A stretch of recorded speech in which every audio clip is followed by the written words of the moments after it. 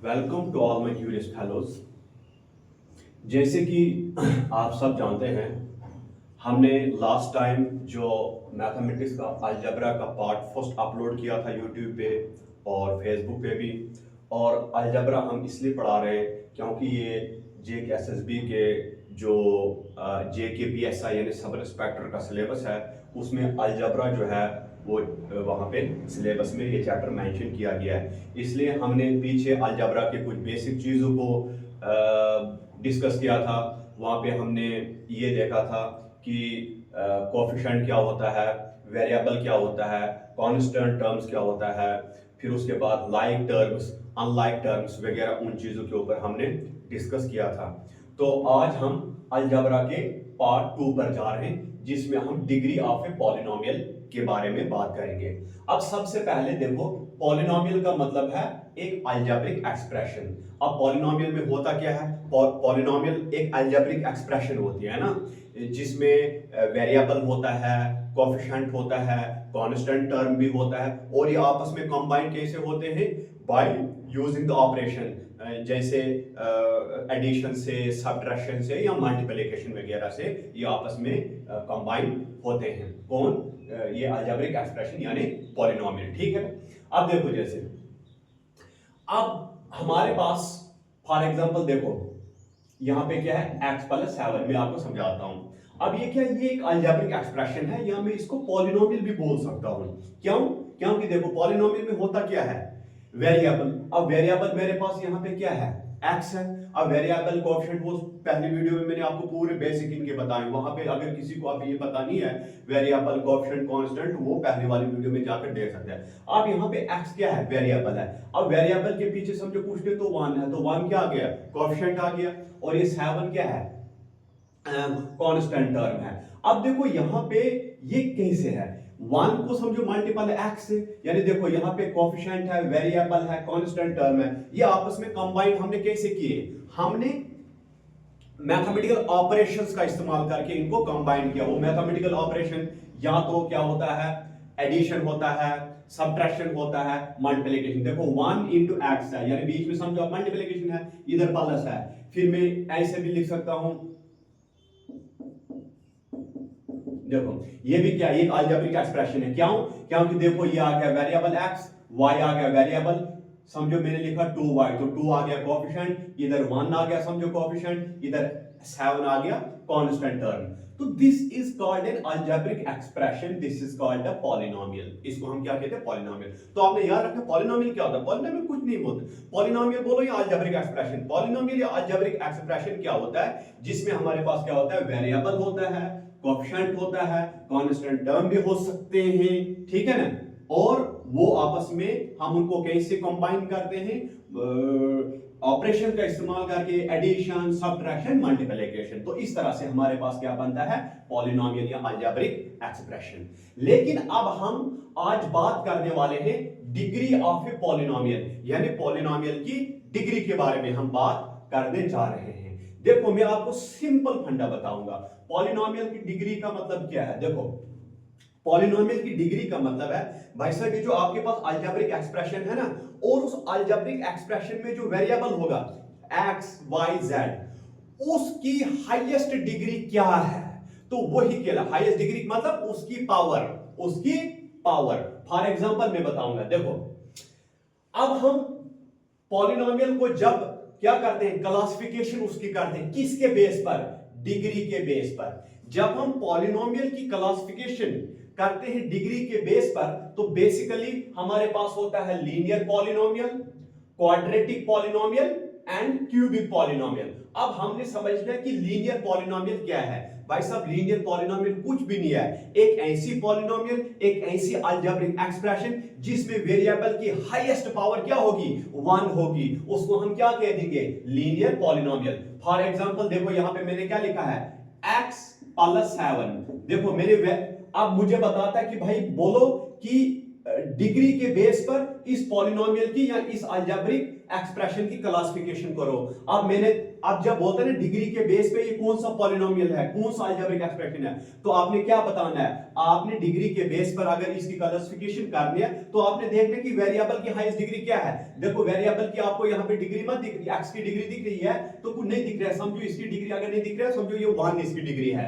तो देखो अगर वेरिएबल की हाईएस्ट डिग्री 1 है, वेरिएबल की हाईएस्ट डिग्री 1 है, तो डिग्री के आधार पर ये कौन सा पॉलिनोमियल आ जाएगा, लीनियर पॉलिनोमियल, लीनियर पॉलिनोमियल। अब देखो यहां पे मैंने लिखा फॉर एग्जांपल y प्लस 5 मैंने लिखा। अब मुझे बताओ यहां पे वेरिएबल y है और 5 कांस्टेंट टर्म है ना। अब मुझे बताना है डिग्री के बेस पर ये कौन सा पॉलिनोमियल है। अब देखो वेरिएबल की डिग्री मैंने देखनी है, तो वेरिएबल की डिग्री यहां पे क्या है, समझो कुछ नहीं, समझो आपको मत दिख रहा है इसकी पावर, तो समझो इसकी पावर है 1, यानी इसकी डिग्री क्या है 1।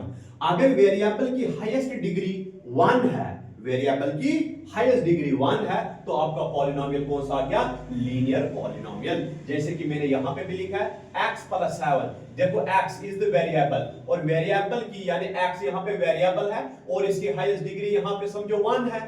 तो अगर वेरिएबल की हाईएस्ट डिग्री पॉलिनोमियल में या अलजेब्रिक एक्सप्रेशन में वेरिएबल की हाईएस्ट डिग्री 1 है, तो that polynomial is known as linear polynomial. Okay, अब हम मूव करते हैं नेक्स्ट वन, क्वाड्रेटिक पॉलिनोमियल। क्या है भाई साहब, यहां पे पावर 2 आ जाएगी। तो आपने देखना है अलजेब्रिक एक्सप्रेशन आपके पास दिया है या पॉलिनोमियल आपके पास दिया है।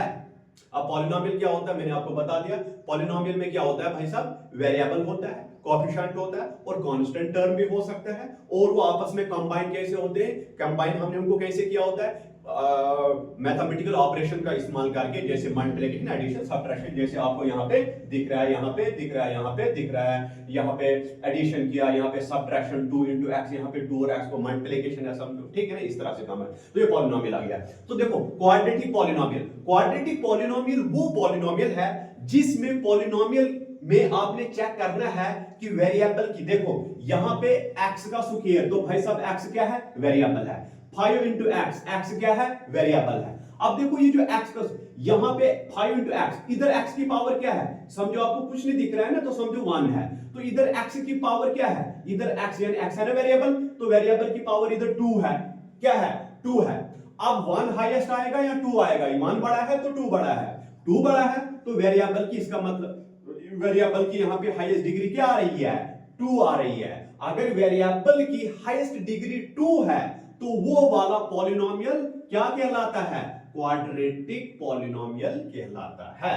जैसे मैं लिखूंगा y square plus x plus 7 is equal to 0 या कुछ भी, ठीक है ना, इधर तक रखो।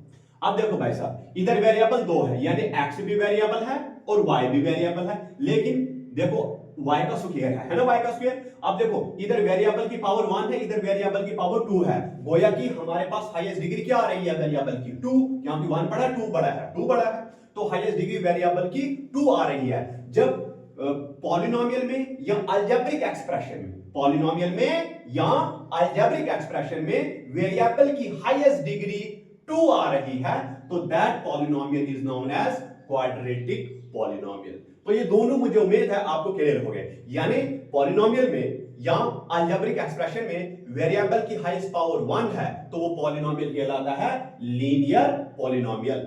अगर अलजेब्रिक एक्सप्रेशन में या पॉलिनोमियल में वेरिएबल की हाईएस्ट डिग्री 2 है तो वो पॉलिनोमियल आपका कौन सा कहलाता है, क्वाड्रेटिक पॉलिनोमियल।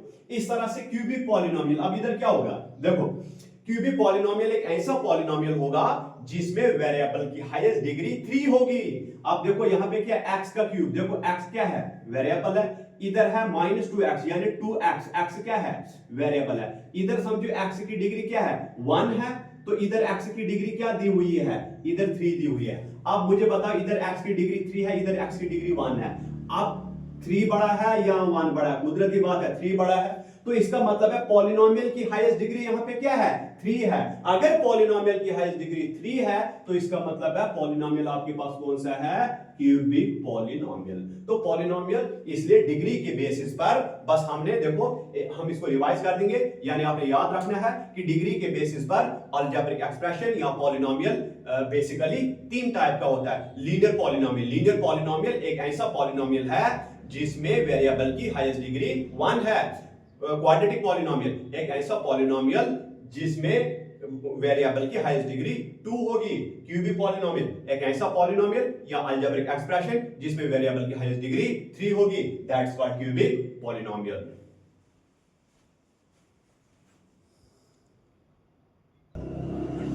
देखो अब पॉलिनोमियल में या अलजेब्रा, ये जो क्या बोलते हैं अलजेब्रा में, हम जब उस क्वेश्चन को सॉल्व करते हैं तो हमारे पास वहां ये रूल लगते हैं जो मैंने आपको ये 3-4 रूल आपको बताए। रूल क्या, देखो आपने सुना होगा जब बेसिस सेम होते हैं तो पावर क्या हो जाती है, ऐड हो जाती है, लेकिन बीच में क्या होने चाहिए, मल्टीप्लिकेशन। अब देखो भाई साहब, यहां पे x की पावर है m। अब देखो इसको बोलते हैं हम पावर, और पावर के नीचे जो होता है इसको हम यहां पे क्या बोल देते हैं, बेस। ये बेस आ गया, ये पावर आ गया, है ना। अब यहां पे बेस, ये कुछ भी ये नंबर हो सकता है, यहां पे x की जगह x खुद हो सकता है, यहां पे हम लिख सकते हैं, इधर 2 भी हो सकता है, 3 भी हो सकता है, और m पावर कुछ भी। मैं आपको ये एग्जांपल से कराऊंगा। इनटू में x रेज्ड पावर n, ठीक है ना। अब देखो मुझे बताओ, ये तो पावर है n, यहां पे पावर है m। अब ये क्या होता है, this is called base, this is called power, this is called base, this is called power, ठीक है। अब देखो बेस इधर भी x है तो बेस इधर भी x है, ठीक है ना। तो बेस जब दोनों सेम होते हैं तो यहां बेस जितनी दफा लिखा होगा x raise power m into x raise power n into x into x, जितनी दफा होगा, तो हमने क्या करना है, बेस को एक ही दफा लिखना है। कब, जब बेसिस क्या होंगे, सेम होंगे। बेस को हमने लिखना होता है एक ही दफा, और पावर को क्या कर देना पड़ता है, हमने ऐड। इसकी पावर क्या है m और इसकी पावर क्या है n, तो पावर्स क्या होंगे, ऐड। बेसिस जब सेम होंगे पावर हो जाती ऐड, लेकिन कब, जब बीच में मल्टीप्लिकेशन होगा। बेसिस जब सेम होंगे तो पावर क्या हो जाएंगे, ऐड, लेकिन कब, जब बीच में क्या है, मल्टीप्लिकेशन है। अब देखो जैसे फॉर एग्जांपल मैंने लिखा 5 की पावर 2। अब देखो ये तो पावर है, तो पावर के नीचे ये क्या बन जाएगा, बेस बन जाएगा। इनटू में मैंने लिखा 5 की पावर 3। अब देखो ये पावर है तो नीचे, ऊपर पावर है तो नीचे वाला क्या कहलाता है, बेस कहलाता है। तो ये बन गया आपके पास बेस। अब मुझे बताओ, देखो मैंने कहा बेसिस क्या है, सेम है, तो बेस को आपने आगे एक इज इक्वल करके एक ही दफा लिखना है।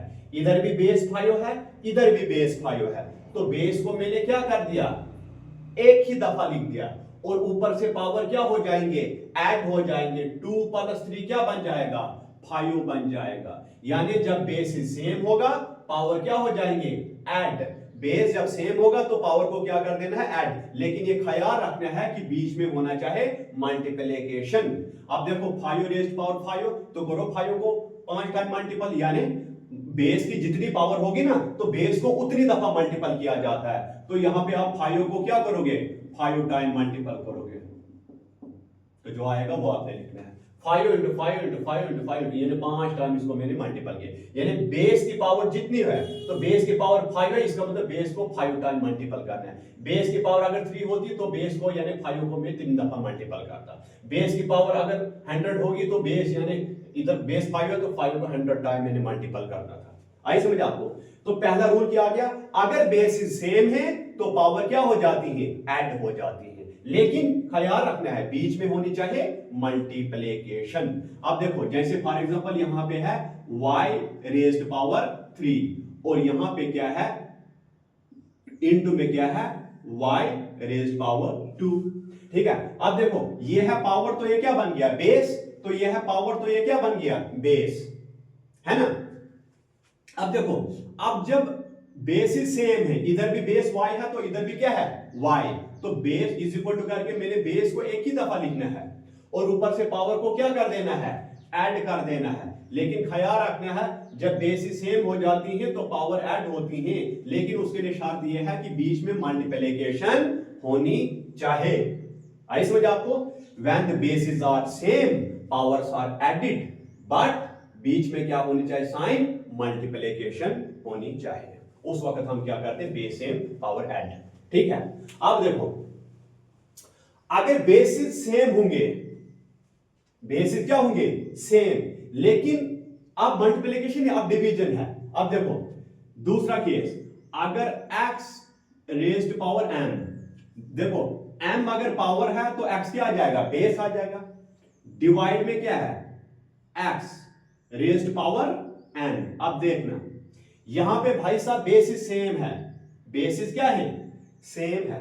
अब बेस जब सेम है, जैसे ऊपर भी बेस सेम था, तो बेस को हमने एक ही दफा लिख देना है, क्योंकि बेस इधर भी x है इधर भी x है, ठीक है ना? तो बेस को हमने एक ही दफा लिख देना है। लेकिन अब पावर्स क्या हो जाएंगी? सब्ट्रैक्ट। पावर ऊपर क्या है?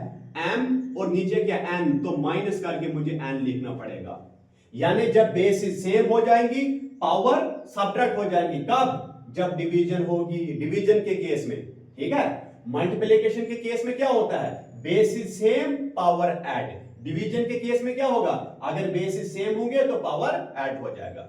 ठीक है, यानी अगर मल्टीप्लिकेशन में बेस इज सेम होगा तो पावर क्या हो जाएंगी? ऐड हो जाएंगे। लेकिन डिवीजन में अगर बेस इज सेम है, देखो डिवाइड है ना बीच में, तो डिवीजन में बेस इज अगर सेम है, इधर भी x इधर भी x है, तो डिवीजन में अगर बेस इज सेम है तो पावर क्या हो जाएंगे? सब्ट्रैक्ट हो जाएंगे। क्या हो जाएंगे? सब्ट्रैक्ट हो जाएंगे। ठीक है ना? जैसे मान के चलो x की जगह है मुझे 5, तो पावर क्या है? 4, m की जगह 4। डिवाइड में x की जगह क्या है? 5, तो पावर क्या है? 2।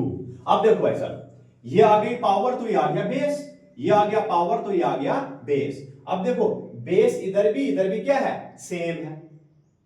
ठीक है ना? अब बेस सेम है, पावर ऐड हो जाती है, लेकिन वो तो मल्टीप्लिकेशन के केस में, लेकिन यहां पे तो डिवीजन है, तो डिवीजन के केस में क्या होगा? देखो अब देखो बेस को तो हमने एक ही दफा लिखना होता है, जैसे ऊपर भी एक ही दफा लिखा और नीचे भी एक ही दफा मैंने बेस लिखा। बेस क्या है? 5। लेकिन अब मैं पावर को ऐड करूंगा? नहीं भाई, मैं पावर को ऐड नहीं करूंगा। ऐड तो मैं तब करता जब बीच में क्या होता है? मल्टीप्लिकेशन। यहां पे क्या है? डिवीजन। तो यहां पे पावर्स क्या हो जाती है? यहां सब्ट्रैक्ट, तो इधर पावर है 4, तो 4 माइनस 2 यानी पावर हो गई सब्ट्रैक्ट। दैट इज बेस 5, तो 4 में 2 दैट इज 2, यानी 5 की पावर 2। इसका मतलब है यानी बेस की जितनी पावर होगी तो बेस को उतनी दफा मैंने मल्टीपल करना है। तो 5 की पावर 2 है तो 5 को 2 दफा मल्टीपल, 5 5 तो 25। वैसे जैसे बेस की पावर 5 थी तो 5 को 5 टाइम्स मल्टीपल करना है आपने। ठीक है ना? इस तरह से करना है। ये था रूल नंबर सेकंड। यानी देखो मैं दोबारा से आपको एक दफा कह देता हूं, when the basis are same powers are added. लेकिन कब? जब मल्टीप्लिकेशन होगा बीच में। ठीक है, when the basis are same powers are subtracted. लेकिन कब? जब डिवीजन होगा, यानी डिवीजन के केस में। ठीक है ना? अब उसके बाद हमारे पास क्या है? उसके बाद है x raise to power m raised power n। x raise to power m raise पर m। देखो यहां पे देखो x की पावर अगर m है, फिर ऊपर हो पावर क्या है? होल क्या है? n है। ठीक है ना? यानी 2 दफा, यानी जितनी दफा अगर पावर चढ़ाते जाता है ना बेस को, मतलब मान के चलेंगे बेस होगा 5 raise power 3 raise power 2 raise power 3 raise power 2, चढ़ाते जा रहा है पावर, तो कुछ नहीं करना होता है, पावर्स को मल्टीपल। देखो x पावर m, तो पावर ऊपर है तो कुदरती बात है ये क्या है? बेस है, और फिर इस पावर के ऊपर और दिया है इसने n, और पावर है n। तो इसका मतलब ये हुआ भाई साहब कि बेस को तो आपने एक ही दफा लिख देना है। बेस क्या है? x है, तो पावर जितनी दफा उसने पावर को पावर चढ़ाई जितनी चढ़ा दिया है तो उनको मल्टीपल कर देना है। तो पावर इधर m है तो इधर n है, तो इनको क्या कर देना होता है? मल्टीपल कर देना होता है। जैसे फॉर एग्जांपल मैं कराऊंगा 3 रेज्ड पावर 3, तो रेज्ड पावर क्या है? 2। अब देखो 3 पावर 3, अब जिसके ऊपर पावर चढ़ाई है तो नीचे क्या होता है भाई साहब? ये तो बेस होता है ना, तो बेस की पावर है 3, फिर और पावर है 2, 3 की पावर 3 पावर 2। अब क्या कर देना होता है? बेस तो मैंने लिख दिया, बेस क्या है मेरे पास यहां पे? 3। अब पावर है इधर 3 इधर है 2, तो इन पावर्स को हम क्या कर देते हैं, मल्टीपल कर देते हैं। क्या कर देते हैं, मल्टीपल। तो 3 आ गया बेस, तो पावर हो गया मल्टीपल, 3 टू कितना हो गया 6। अब देखो बेस को जितनी पावर होगी तो बेस को उतनी हम दफा लिखेंगे। 3 को पावर है 6, तो इसका मतलब है 3 को हमने 6 टाइम लिखना है। तो करो जो आएगा तो वो आपका आंसर होगा इस तरह से। यानी बेस के ऊपर पावर, फिर और पावर, फिर और पावर। तो बेस को एक ही दफा लिखना है तो पावर्स को मल्टीपल कर देना है। तो ये था तीसरा रूल, ये आपको वहां पे प्रॉब्लम सॉल्व करने में मदद करेगा। अब देखो x की पावर 0 हो या y की पावर 0 हो, इसको बोलते हैं हम x नॉट मैथमेटिक्स में, y not that is 1, y की पावर 0 दैट इज 1। ये रूल भी आपने याद रखना है, ठीक है ना। तो इस तरह से ये 4 रूल आपने क्या करने हैं, याद रखने हैं। Thank you very much.